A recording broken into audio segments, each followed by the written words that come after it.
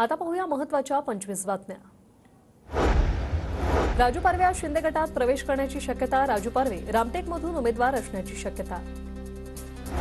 बच्चू कडूंची आज प्रहारच्या पदाधिकाऱ्यांसोबत बैठक। अमरावती लोकसभा मतदारसंघात बच्चू कडू स्वतःचा उमेदवार देण्याची शक्यता। आजच्या बैठकीत प्रहारची भूमिका स्पष्ट होणार।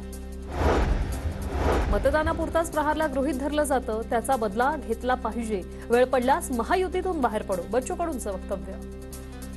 मतदानापुरतच प्रहारला गृहीत धरलं जातं, त्याचा आपण बदला घेतला पाहिजे, त्या पद्धतीने आपण उभं राहिलो पाहिजे, असं एकंदरीत कार्यकर्त्याचं मत आहे। तशा प्रकारचा मान सन्मान कार्यकर्त्याला भेटत नसेल तर वेगळा निर्णय घेऊ।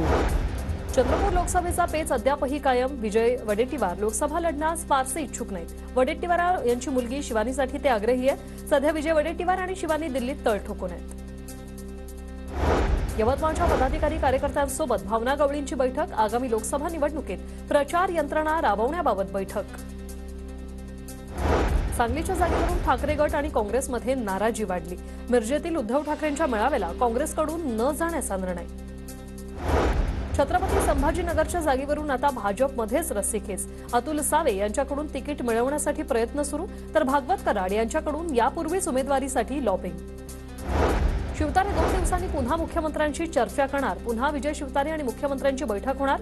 बारामतीच्या जागेसंदर्भात शिवतारे भूमिका मांडणार।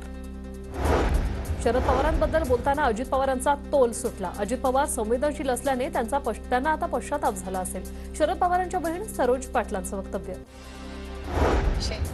भाजपचा शरद पवारांवर रोख। शरद पवारांना संपवलं की राज्यावर सत्ता मिळवता येईल असं भाजपला वाटतंय। शरद पवार यांच्या बहीण सरोज पाटलांची टीका।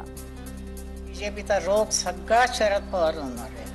हा माणूस खलास केला की आपल्याला राज्य आपल्या हातात आलं, म्हणून ते आंब्याच्या झाडाला जसे दगड मारतात लोक, तसं ते शरद पवार दगड मारतात। नाशिक लोकसभा निवडणुकीत आता महंतांची उडी। महंत सिद्धेश्वरानंद सरस्वती लोकसभेच्या मैदानात।